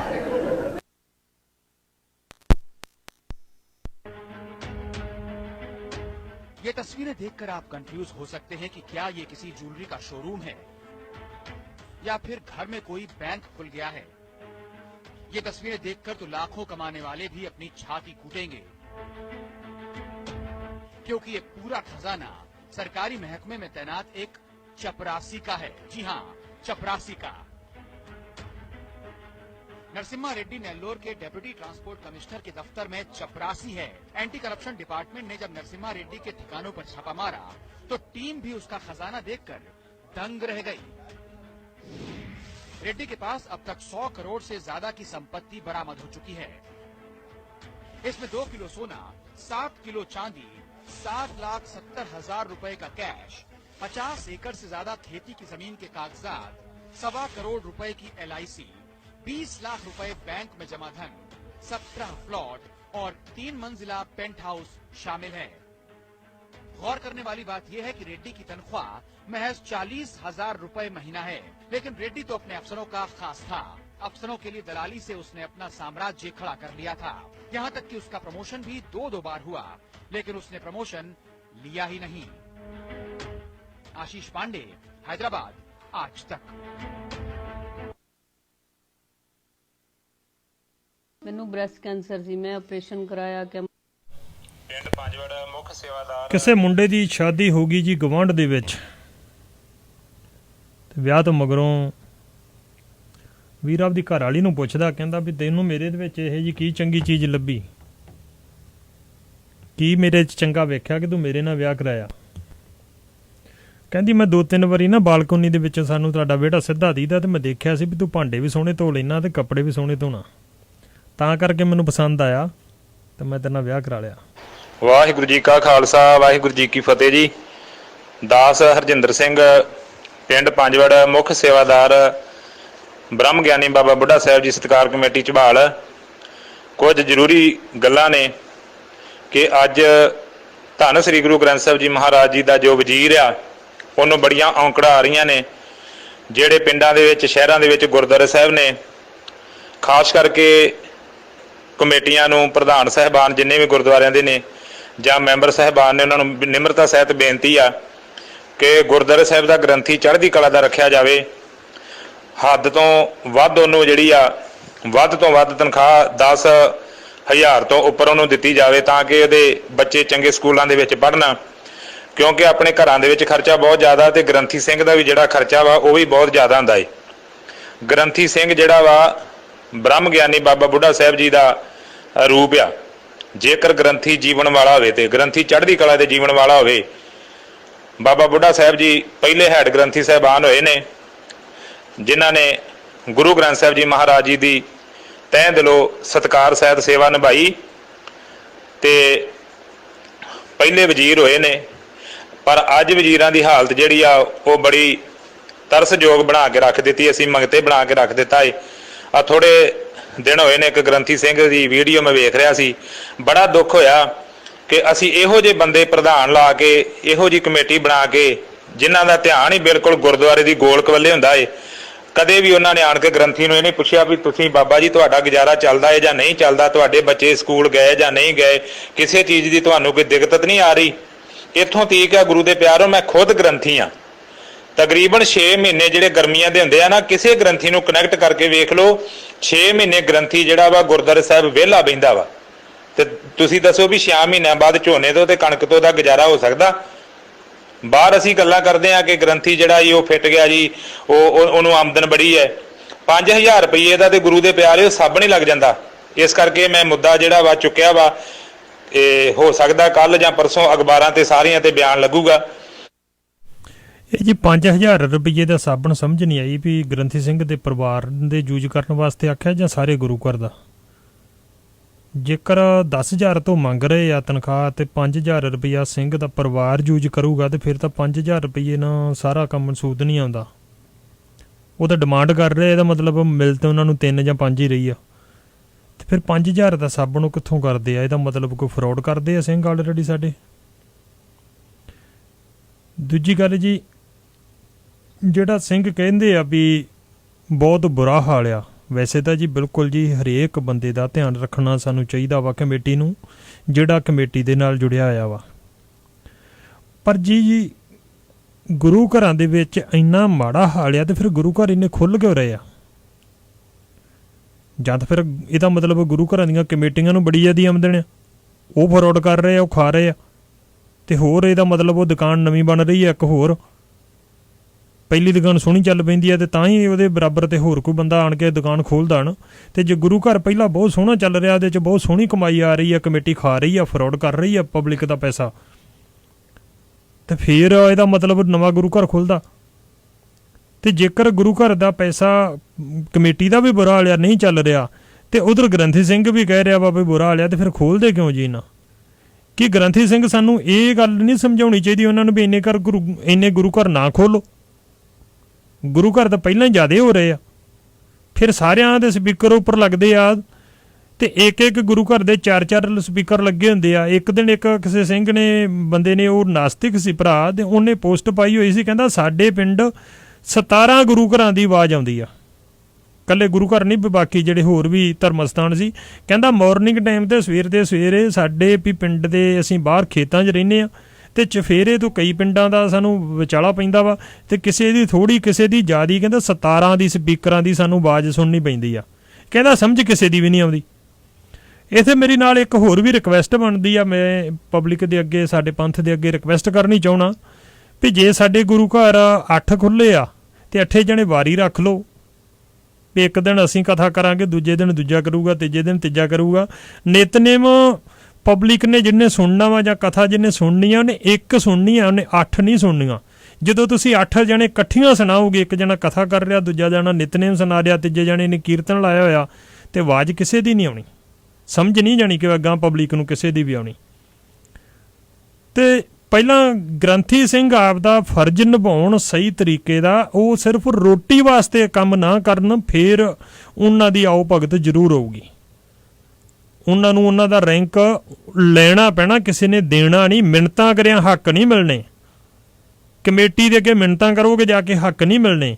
ਆਪਦਾ ਤੁਹਾਨੂੰ ਰੁਤਬਾ ਉਸ ਢੰਗ ਦਾ ਪੈਦਾ ਕਰਨਾ ਪੈਣਾ ਵੀ ਤੁਹਾਨੂੰ ਉਸ ਲੈਵਲ ਦੀ ਸੈਲਰੀ ਮਿਲੇ। ਜਿੰਨਾ ਤੁਸੀਂ ਜ਼ਿਆਦਾ ਕੰਮ ਕਰੋਗੇ, ਜਿੰਨਾ ਵਧੀਆ ਕੰਮ ਕਰੋਗੇ, ਪਬਲਿਕ ਉਹਨਾਂ ਤੁਹਾਡੇ ਨਾਲ ਖੜੂਗੀ। ਜਦੋਂ ਤੁਸੀਂ ਪਬਲਿਕ ਨੂੰ ਆਪਦੇ ਬੰਨੀ ਕਰ ਲੋਗੇ ਤਾਂ ਫਿਰ ਕਮੇਟੀ ਨੂੰ ਤੁਹਾਡੇ ਕਹਿਣੇ 'ਚ ਚੱਲਣਾ ਪਊਗਾ। ਜਦੋਂ ਤੁਸੀਂ ਕੰਮ ਨਹੀਂ ਗੇ ਕਰਦੇ ਸਹੀ ਤਰੀਕੇ ਨਾਲ, ਗ੍ਰੰਥੀ ਸਿੰਘ ਹਰ ਵੇਲੇ ਪੈਸੇ ਬਣਾਉਣ ਬੰਨੇ ਭੱਜਦਾ ਵਾ ਤੇ ਪਬਲਿਕ ਨੂੰ ਸੁਨੇਹਾ ਦਿੰਦਾ ਵਾ ਵੀ ਕਦੀ ਵੀ ਮਾਇਆ ਮਗਰ ਨਾ ਭੱਜੋ, ਮਾਇਆ ਨਾਗਨੀ ਆ। ਆਮ ਇਕੱਲਾ ਸਾਡਾ ਗ੍ਰੰਥੀ ਸਿੰਘ ਨਹੀਂ, ਬਾਕੀ ਧਰਮ ਵੀ ਤਕਰੀਬਨ ਇਹੋ ਗੱਲ ਹੀ ਕਹਿੰਦੇ ਆ, ਪੰਡਤ ਵੀ ਇਹੋ ਗੱਲ ਹੀ ਕਹਿੰਦੇ ਆ ਵੀ ਮਾਇਆ ਨਾਗਣੀ ਹੁੰਦੀ, ਮਾਇਆ ਤੋਂ ਬਚ ਕੇ ਰਹੋ। ਤੇ ਸਿੰਘ ਗੁਰੂ ਘਰ ਦੇ ਜਾਂ ਜਿਹੜਾ ਪੰਡਤ ਆ, ਗੁਰੂ ਘਰ ਦਾ ਜਿਹੜਾ ਉਹ ਮੰਦਿਰ ਦਾ ਜਾਂ ਗੁਰਦੁਆਰਾ ਸਾਹਿਬ ਦਾ ਜਿਹੜਾ ਪ੍ਰਬੰਧ ਆ, ਉਹ ਕਰਦਾ ਵਿੱਚੋਂ ਭੱਜ ਕੇ ਬਾਹਰ ਵੀ ਜਾ ਕੇ ਰੌਲਾ ਲਾ ਕੇ ਆਉਂਦਾ, ਪਾਠ ਕਰਕੇ ਆਉਂਦਾ।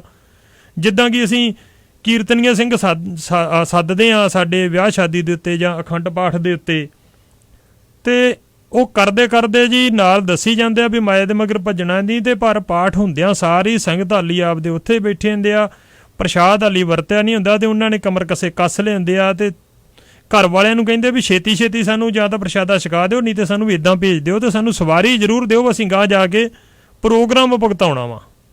ਫਿਰ ਜੀ ਅਸੀਂ ਉਹਨਾਂ ਦੀ ਗੱਲ ਕਿਹੜੇ ਤਰੀਕੇ ਨਾਲ ਮੰਨਾਂਗੇ ਜਦੋਂ ਉਹ ਸਾਡੇ ਸਾਹਮਣੇ ਉਹ ਸਾਰਾ ਕੁਝ ਕਰ ਵਿਖਾਉਂਦੇ ਆ ਵੀ ਮਾਇਆ ਦੇ ਮਗਰ ਭੱਜਣਾ ਵਾ। ਕਹਿੰਦੇ ਆ ਨਾ ਭੱਜੋ, ਪਰ ਭੱਜ ਕੇ ਵਿਖਾਉਂਦੇ ਆ। ਤੇ ਅਸੀਂ ਕਿਹੜੀ ਚੀਜ਼ ਨੂੰ ਫਾਲੋ ਕਰਾਂਗੇ, ਜਿਹੜੀ ਉਹਨਾਂ ਨੇ ਕਰਕੇ ਵਿਖਾਈ ਆ ਉਹਨੂੰ, ਜਾਂ ਜਿਹੜੀ ਉਹ ਸਾਨੂੰ ਦੱਸ ਕੇ ਹਟਿਆ ਉਹਨੂੰ? ਤੇ ਲੈਟਰ ਪੈਡ ਵੀ ਮੈਂ ਜਿਹੜਾ ਵਾ ਉਹ ਮੋਹਰ ਲਾ ਕੇ ਜਥੇਬੰਦੀ ਦੀ ਤੇ ਉਹ ਪਾ ਦਿੱਤਾ ਵਾ WhatsApp ਤੇ, Facebook ਤੇ ਵੀ, ਤੇ ਸਾਰੀਆਂ ਸੰਗਤਾਂ ਨੂੰ ਬੇਨਤੀ ਆ ਵੀ ਜਿਹੜੇ ਪ੍ਰਧਾਨ ਨੇ ਕਮੇਟੀਆਂ ਵਾਲੇ ਨੇ ਉਹਨਾਂ ਨੂੰ ਨਿਮਰਤਾ ਸਹਿਤ ਬੇਨਤੀ ਆ, ਗ੍ਰੰਥੀ ਨੂੰ ਗੁਰੂ ਦਾ ਵਜ਼ੀਰ ਸਮਝ ਕੇ ਉਹਦਾ ਸਤਿਕਾਰ ਕਰਿਆ ਕਰੋ। ਉਹਦੇ ਵੀ ਖਰਚੇ ਨੇ। ਉਧਰੋਂ ਗ੍ਰੰਥੀ ਸੈੱਟ ਹੁੰਦਾ ਵਾ, ਉਹਦੇ ਬੱਚੇ ਇੱਕ ਜਮਾਤ ਕਰਦੇ ਨੇ ਤੇ ਉਹਨੂੰ ਗੁਰਦੁਆਰੇ ਤੋਂ ਕੱਢ ਕੇ ਬਾਹਰ ਮਾਰਦੇ ਆਪਾਂ। ਕੌਣ ਜ਼ਿੰਮੇਵਾਰ ਆ? ਅਸੀਂ ਸਿੱਖ ਆ, ਸਾਨੂੰ ਕੋਈ ਨਾ ਕੋਈ ਸੋਚਣਾ ਚਾਹੀਦਾ ਵਾ ਵੀ ਉਹ ਗੁਰੂ ਦਾ ਵਜ਼ੀਰ ਹੈ। ਉਹਨੇ ਸਾਨੂੰ ਬਾਣੀ 5000 ਰੁਪਏ ਦੇ ਵਿੱਚ, ਅਸੀਂ ਚਾਹੁੰਦੇ ਹਾਂ 5500 ਰੁਪਏ ਦੇ ਵਿੱਚ ਵੀ ਉਹ ਸਾਨੂੰ ਸਵੇਰੇ 5 ਬਾਣੀਆਂ ਦਾ ਨਿਤਨੇਮ ਵੀ ਕਰੇ, ਉਹ ਅਰਦਾਸਾਂ ਵੀ ਕਰੇ ਫ੍ਰੀ, ਉਹ ਕੀਰਤਨ ਵੀ ਫ੍ਰੀ ਕਰੇ। ਤੇ ਗੁਰੂ ਦੇ ਪਿਆਰ 60-60000 ਰੁਪਈਆ ਮਾਸਟਰ ਲੈਣ ਡਏ ਨੇ, 60-60000 ਰੁਪਈਆ, 70-70 ਲੱਖ ਰੁਪਈਆ ਡਾਕਟਰਾਂ ਦੀ ਤਨਖਾਹ ਨੇ। ਤੇ ਉਹ ਵੇਖਿਓ ਜਾਂਦੇ ਨਹੀਂ ਆ ਨੌਕਰੀ ਤੇ, ਡਿਊਟੀ ਤੇ ਜਾਂਦੇ ਨਹੀਂ, ਉਹ ਸਾਰੀ ਦਿਹਾੜੀ ਘਰ ਰਹਿੰਦੇ ਨੇ। ਇਸ ਕਰਕੇ ਹੱਥ ਜੋੜ ਕੇ ਮੇਰੀ ਬੇਨਤੀ ਆ, ਗ੍ਰੰਥੀ ਸਿੰਘ ਰੱਬ ਦਾ ਰੂਪ ਨੇ, ਪਰਮੇਸ਼ਰ ਦਾ ਰੂਪ ਨੇ। ਹੋ ਸਕਦਾ ਕੋਈ ਇੱਕ ਦੋ ਮਾੜੇ ਹੋਣ, ਬੜੇ ਬੜੇ ਚੜ੍ਹਦੀ ਕਲਾ ਦੇ ਗ੍ਰੰਥੀ ਬੈਠੇ ਨੇ ਤੇ ਉਹ ਗ੍ਰੰਥੀ ਜਿਹੜੇ ਸੈੱਟ ਹੋ ਜਾਂਦੇ ਨੇ, ਘੱਟੋ ਘੱਟ 10-12 ਸਾਲ ਉਹਨਾਂ ਨੂੰ ਗੁਰਦੁਆਰੇ ਸਾਹਿਬ ਬਿਠਾਓ, ਉਹਨਾਂ ਦੀ ਸੇਵਾ ਕਰੋ। ਉਹਨਾਂ ਦੀ ਤਨਖਾਹ ਘੱਟੋ ਘੱਟ 10,000 ਤੋਂ ਉੱਪਰ ਚਾਹੀਦੀ ਆ, ਤਾਂ ਕਿ ਉਹ ਬੱਚੇ ਜਿਹੜੇ ਆ ਚੰਗੇ ਸਕੂਲਾਂ 'ਚ ਪੜ੍ਹਾਵੇ। ਇਹ ਮੇਰਾ ਮੈਸੇਜ ਘਰ ਘਰ ਪਹੁੰਚਾਓ। ਗ੍ਰੰਥੀ ਨੂੰ ਗ੍ਰੰਥੀ ਰਹਿਣ ਦਿਓ। ਪ੍ਰਧਾਨ ਦੇ ਹੱਥ 'ਚ ਕਾਪੀ ਪੈਨ ਨਹੀਂ ਹੁੰਦਾ। ਮੈਂ ਤੇ ਕਦੀ ਵੇਖਿਆ ਨਹੀਂ ਵੀ ਪ੍ਰਧਾਨ ਨੇ ਕਦੇ ਆਪਣਾ ਗਲਾਸ ਵੀ ਚਾਹ ਪੀ ਕੇ, ਪਾਣੀ ਪੀ ਕੇ ਕਦੇ ਆਪ ਮਾਂਜਿਆ ਹੋਵੇ। ਕਦੇ ਸੋਚੋ ਵੀ ਪ੍ਰਧਾਨ ਕੀ ਆ, ਪ੍ਰਧਾਨ ਦਾ ਅਹੁਦਾ ਕੀ ਹੈ। ਮਹਾਰਾਜ ਕਹਿੰਦੇ ਪੰਜ ਪ੍ਰਵਾਨ ਪੰਜ ਪ੍ਰਧਾਨ, ਪੰਚੇ ਪਾਵੇਂ ਦਰਗੇ ਮਾਨ। ਇਹ ਪ੍ਰਧਾਨ ਬਣਨਾ ਤੇ ਸੇਵਾਦਾਰ ਬਣ ਕੇ ਜ਼ਿੰਦਗੀ ਜਿਹੜੀ ਗੁਜ਼ਾਰਨ ਕਰੋ, ਗੁਰੂ ਸਾਹਿਬ ਗਾੜੀ ਝੁਕਿਆ ਕਰੋ, ਮਹਾਰਾਜ ਦੇ ਗਾੜੀ, ਸੱਚੇ ਪਾਤਸ਼ਾਹ ਦੇ ਗਾੜੀ। ਇਹ ਫੋਕੀਆਂ ਪ੍ਰਧਾਨਗੀਆਂ ਜਿਹੜੀਆਂ ਇੱਥੇ ਰਹਿ ਜਾਣੀਆਂ ਵਾ।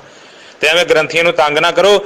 ਜੇ ਤੁਸੀਂ ਤੰਗ ਕਰਨੋਂ ਨਾ ਹਟੇ ਤੇ ਬਾਬਾ ਬੁੱਢਾ ਸਾਹਿਬ ਸਤਿਕਾਰ ਕਮੇਟੀ ਸਿੰਘ ਕਹਿੰਦਾ ਜੀ ਕਮੇਟੀ ਵਾਲਿਆਂ ਨੂੰ ਕਿ ਤੁਸੀਂ ਸੇਵਾਦਾਰ ਬਣੋ, ਤੁਸੀਂ ਪ੍ਰਧਾਨ ਨਾ ਬਣੋ। ਤੇ ਸਿੰਘ ਆਪਦੇ ਆਪ ਨੂੰ ਕਹਿੰਦਾ ਵੀ ਅਕਾਲ ਪੁਰਖ ਦਾ ਰੂਪ ਹੁੰਦੇ ਆ ਗ੍ਰੰਥੀ ਸਿੰਘ, ਤੇ ਉਹ ਨਾਲ ਦੱਸ ਕੇ ਭੇਟਿਆ ਸਿੰਘ ਵੀ ਮੈਂ ਗ੍ਰੰਥੀ ਸਿੰਘ ਹੀ ਹਾਂ। ਤੇ ਨਾਲ ਹੀ ਆਪਦੀ ਕਮਿਊਨਿਟੀ ਨੂੰ ਸਾਰੀ ਨੂੰ ਦੱਸ ਗਿਆ ਵਾ ਵੀ ਰੱਬ ਦਾ ਰੂਪ ਹੁੰਦੇ, ਵੀ ਜਾਣੀ ਕਿ ਅਸੀਂ ਰੱਬ ਦਾ ਰੂਪ ਹੁੰਦੇ। ਉਹ ਸਿੱਧੇ ਤੌਰ ਤੇ ਨਹੀਂ, ਸਿੱਧੇ ਤੌਰ ਤੇ ਸਿੰਘ ਨਾਲ ਹੀ ਵੀ ਕਹੀ ਜਾਂਦਾ ਕਿ ਅਸੀਂ ਰੱਬ ਦਾ ਰੂਪ ਹੁੰਦੇ ਆ। ਤੇ ਜੀ ਮੈਨੂੰ ਅੱਜ 1 ਹੀ ਘੰਟਾ ਟਾਈਮ ਮਿਲਿਆ, ਦੂਜਾ ਘੰਟਾ ਅੱਗੇ ਹੋਰ ਕੋਈ ਪ੍ਰੋਗਰਾਮ ਆ, ਤਾਂ ਕਰਕੇ ਮੈਂ ਨਹੀਂ ਲਾ ਸਕਦਾ। ਤੇ ਮੈਨੂੰ ਦਿਓ ਇਜਾਜ਼ਤ। ਜਿਹੜੀਆਂ ਮੇਰੀਆਂ ਕੋਈ ਗਲਤੀਆਂ ਜੀ ਉਹ ਮੈਨੂੰ ਤੁਸੀਂ ਯਾਦ ਕਰਾ ਦਿਓ, ਕਾਲ ਕਰ ਦਿਆ ਕਰੋ, ਮੈਨੂੰ ਦੱਸ ਦਿਆ ਕਰੋ। ਤੇ ਜੇਕਰ ਕੋਈ ਤੁਸੀਂ ਵੈਸੇ ਵੀ ਪ੍ਰੋਗਰਾਮ ਦੇ ਵਿੱਚ ਕੋਈ ਸ਼ੇਅਰ ਕਰਨਾ ਹੋਵੇ, ਗੱਲਬਾਤ ਦੱਸਣੀ ਹੋਵੇ, ਜਾਂ ਹੋਰ ਕੋਈ ਵੀ ਕੰਪਲੇਂਟ ਕਰਨੀ ਹੋਵੇ, ਤਾਂ ਸਾਡਾ ਨੰਬਰ ਆ ਜੀ। ਸਾਡੀ ਜ਼ਿੰਦਗੀ ਵਿੱਚ ਹਰ ਰੋਜ਼ ਕੋਈ ਨਾ ਕੋਈ ਨਵੀਂ ਟੈਕਨੋਲੋਜੀ ਪ੍ਰਵੇਸ਼ ਕਰਦੀ ਰਹਿੰਦੀ ਹੈ, ਪਰ ਸਾਡੇ ਕੋਲ ਉਸ ਨਵੀਂ ਟੈਕਨੋਲੋਜੀ ਬਾਰੇ ਜਾਣਕਾਰੀ ਨਾ ਹੋਣ ਕਰਕੇ ਅਸੀਂ ਉਸ ਦਾ ਫਾਇਦਾ ਉਠਾਉਣ ਤੋਂ ਵਾਂਝੇ ਰਹਿ ਜਾਂਦੇ ਹਾਂ। ਜਿਵੇਂ ਤੁਸੀਂ ਆਪਣੇ ਘਰ ਅਤੇ ਬਿਜ਼ਨਸ ਵਾਸਤੇ ਹਰ ਮਹੀਨੇ ਬਿਜਲੀ ਦਾ ਬਿੱਲ ਭਰਦੇ ਹੋ, ਜਦਕਿ ਸੋਲਰ ਸਿਸਟਮ ਲਗਵਾ ਕੇ ਤੁਸੀਂ ਉਹ ਬਿਜਲੀ ਖੁਦ ਬਣਾ ਸਕਦੇ ਹੋ ਸਕਦਾ ਹੈ ਤੁਹਾਡੇ ਕਾਫੀ ਸਵਾਲ ਹੋਣ, ਜਿਵੇਂ ਇਹ ਸਿਸਟਮ ਕਿਸ ਤਰ੍ਹਾਂ ਕੰਮ ਕਰਦਾ ਹੈ, ਸਾਨੂੰ ਕਿੰਨਾ ਵੱਡਾ ਸਿਸਟਮ ਚਾਹੀਦਾ ਹੈ, ਕਿਹੜਾ ਸੋਲਰ ਸਿਸਟਮ ਮਾੜਾ ਹੈ, ਕਿਹੜਾ ਚੰਗਾ ਹੈ, ਸਾਨੂੰ ਬਾਏ ਕਰਨਾ ਚਾਹੀਦਾ ਹੈ ਜਾਂ ਲੀਜ਼ ਕਰਨਾ ਚਾਹੀਦਾ ਹੈ, ਤੇ ਹੋਰ ਬਹੁਤ ਸਾਰੇ ਸਵਾਲ। ਇਹਨਾਂ ਸਾਰੇ ਸਵਾਲਾਂ ਦਾ ਜਵਾਬ ਅਸੀਂ ਤੁਹਾਨੂੰ ਤੁਹਾਡੀ ਆਪਣੀ ਭਾਸ਼ਾ ਵਿੱਚ ਦੇ ਸਕਦੇ ਹਾਂ। ਜੀ ਹਾਂ ਦੋਸਤੋ, ਮੈਂ ਹਾਂ ਦਲਜੀਤ ਸਿੰਘ ਰਿਆੜ, ਤੁਹਾਡਾ ਆਪਣਾ ਸੋਲਰ એનર્ਜੀ ਕੰਸਲਟੈਂਟ, ਤੇ ਅਸੀਂ ਪ੍ਰੋਵਾਈਡ ਕਰਦੇ ਹਾਂ ਸਨ ਪਾਵਰ ਸੋਲਰ ਸਿਸਟਮ ਦੀਆਂ ਸੇਵਾਵਾਂ। ਜੇਕਰ ਤੁਸੀਂ ਵੀ ਆਪਣਾ ਬਿਜਲੀ ਦਾ ਖਰਚਾ ਬਚਾਉਣਾ ਚਾਹੁੰਦੇ ਹੋ ਤਾਂ ਅੱਜ ਹੀ ਅਪਾਇੰਟਮੈਂਟ ਬਣਾਓ। ਮੇਰਾ ਨੰਬਰ ਹੈ 559 351 0510 559 351 0510। ਤੁਹਾਡੀ ਇੱਕ ਫੋਨ ਕਾਲ ਤੁਹਾਨੂੰ ਹਜ਼ਾਰਾਂ ਡਾਲਰ ਬਚਾ ਸਕਦੀ ਹੈ। ਕਾਲ ਕਰੋ 559 351 0510 559 351 0510। ਸਤਿ ਸ੍ਰੀ ਅਕਾਲ, ਮੈਂ ਸਖੀਚੀ ਮੈਂ ਬੋਲਦਾ ਹੈ। ਸਾਨੂੰ ਆਣ ਕੇ ਮਿਲੋ BMW ਫ੍ਰੈਜ਼ਨੋ ਨੂੰ। ਆਪਣੇ ਕੋਲ ਹੈਗੀ ਆ ਕਾਫੀ ਇਨਵੈਂਟਰੀ, ਨਾਲੇ ਅੱਛੇ ਡੀਲਰ, ਨਾਲੇ ਆਫਰ ਮਿਲੋਗੇ। ਆਣ ਕੇ ਮਿਲੋ BMW Fresno 7171 North Palm Avenue, Fresno, California। ਜਾਂ ਮੈਨੂੰ ਵੀਰੋ ਤੇ ਭੈਣੋ, ਸੌਰੀ ਅੱਜ ਮੈਨੂੰ 1 ਘੰਟਾ ਪਹਿਲਾਂ ਹੀ ਰੋਕਣਾ ਪੈਣਾ। ਤੇ ਜੇਕਰ ਤੁਸੀਂ ਕੋਈ ਕਮੈਂਟ ਕੀਤਾ ਹੋਇਆ ਤੇ ਤੁਹਾਡੇ ਕਮੈਂਟ ਦਾ ਜਵਾਬ ਜ਼ਰੂਰ ਦੇਵਾਂਗਾ। ਤੁਹਾਡਾ ਕੁਐਸਚਨ ਹੋਇਆ ਕੋਈ, ਮੇਰੀ ਕੋਈ ਗਲਤੀ ਹੋਈ ਉਹ ਤੁਸੀਂ ਦੱਸੀ ਹੋਈ, ਤੇ ਉਹਦੇ ਤੇ ਧਿਆਨ ਜ਼ਰੂਰ ਦੇਵਾਂਗਾ। ਹੁਣ ਦਿਓ ਜੀ ਇਜਾਜ਼ਤ। ਵਾਹਿਗੁਰੂ ਜੀ ਕਾ ਖਾਲਸਾ, ਵਾਹਿਗੁਰੂ ਜੀ ਕੀ ਫਤਿਹ। ਸਤਿ ਸ੍ਰੀ ਅਕਾਲ, ਰਾਮ ਰਾਮ, ਅੱਲਾ ਅੱਲਾ, ਲਾਲ